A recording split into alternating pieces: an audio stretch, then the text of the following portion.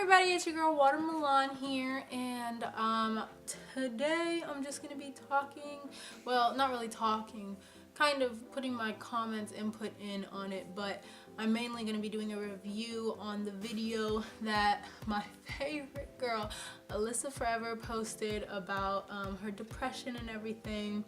And it's kind of a subject that I'm not gonna say it's near and dear to my heart, but I have had experience with family members having it and everything. And I've never been like actually clinically diagnosed, but I have had, you know, like I'm pretty sure everyone at some point in life have had like symptoms of it. But yeah, so she has this video about how to overcome depression and be happier. And I mean, I don't currently really feel depressed all like that, but I just want to watch it just because you could always probably be a little bit happier, you know? So yeah.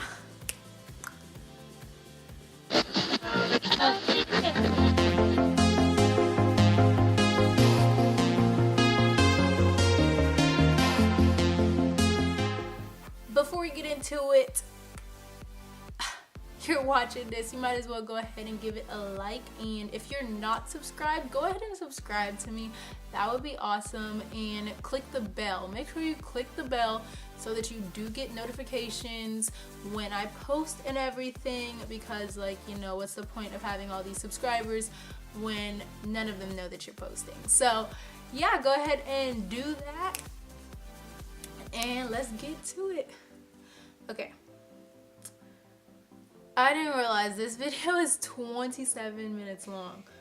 Okay, I'm probably just going to post, I don't even have that much recording space on my camera right now. So I'm just gonna post bits and pieces of it.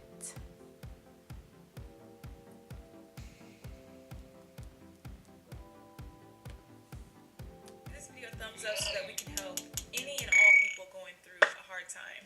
And also, make sure you're subscribed to my channel. Don't be watching my videos but not be subscribed, girl.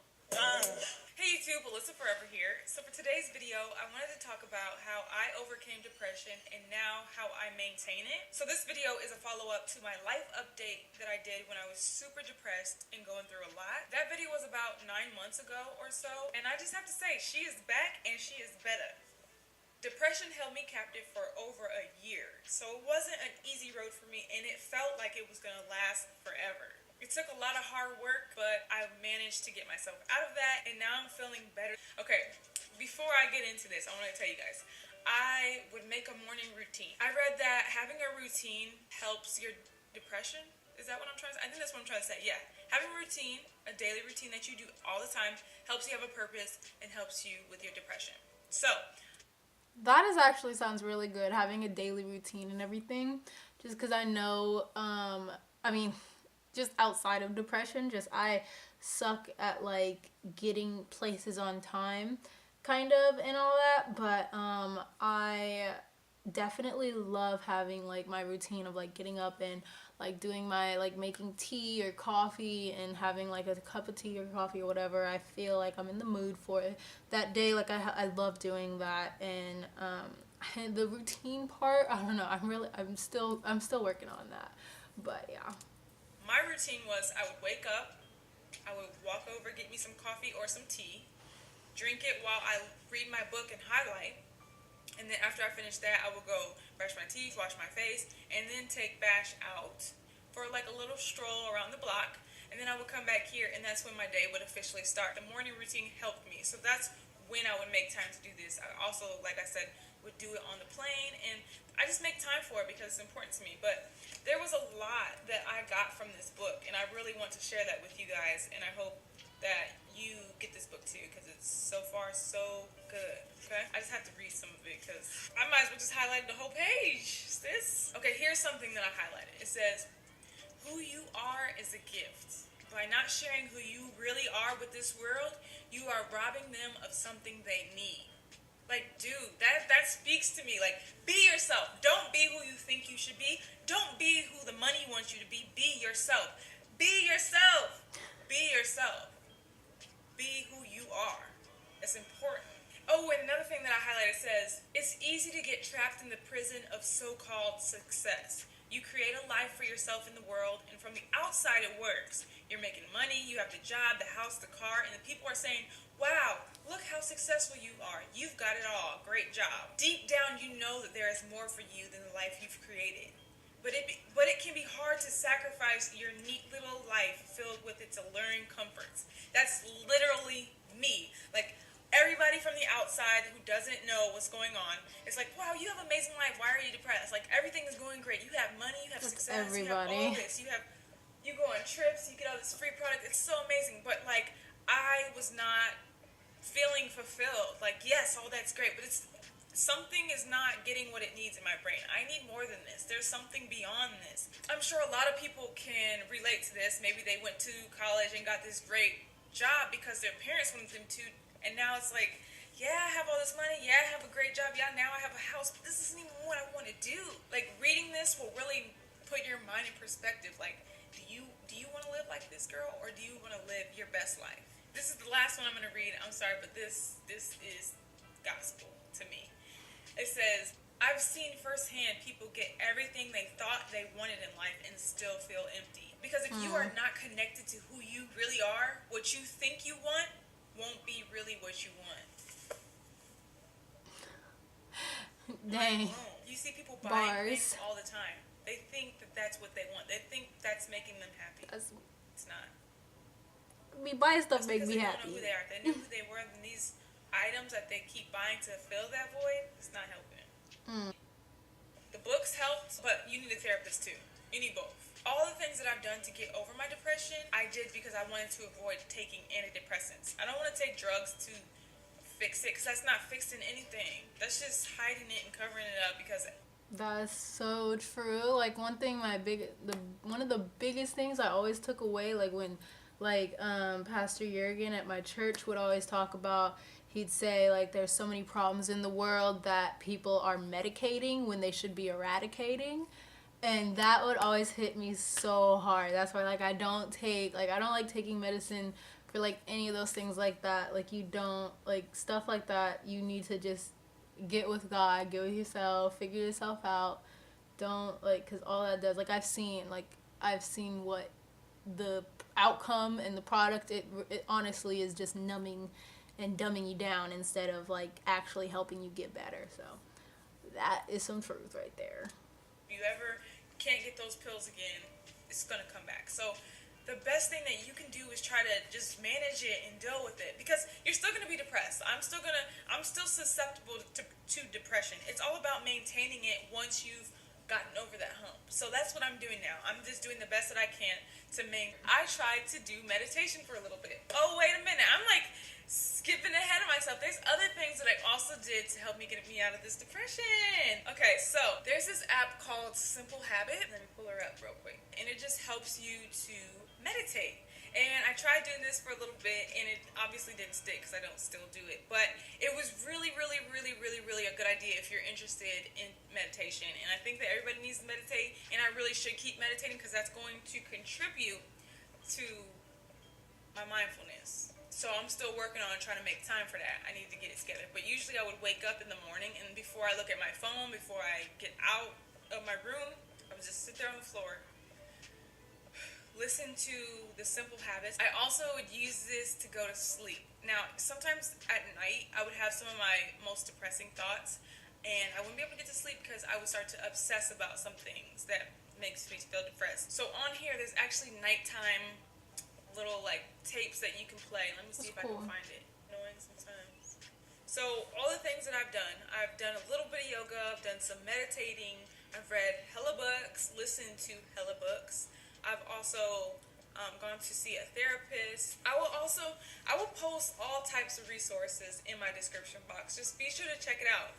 Because like I even watched some YouTube videos. There are a lot of YouTube TED Talk type things and like inspirational people on YouTube who have also helped me through this. So I'll post some of the videos that I watched and listened to down below. I'll post the link to all the books. I want you to feel happy like I do because I know that you can. Right, Vashi? Have kissies? Suggested today. Like if it seems overwhelming, all the things that I suggested, just start with one thing. Start with coloring in a book. Just start off with the easiest thing that you can think of, and that will be the momentum you need to keep it pushing. But yeah, that pretty much sums up everything. Oh, one last thing. I keep on thinking of things I want to add, but another thing that has helped me a lot is listening to jazz music and spa music. So you know how I feel like, well, for me, I had depression and I would have anxiety for no reason. I would just be sitting here feeling anxious, and I'm like, what the hell?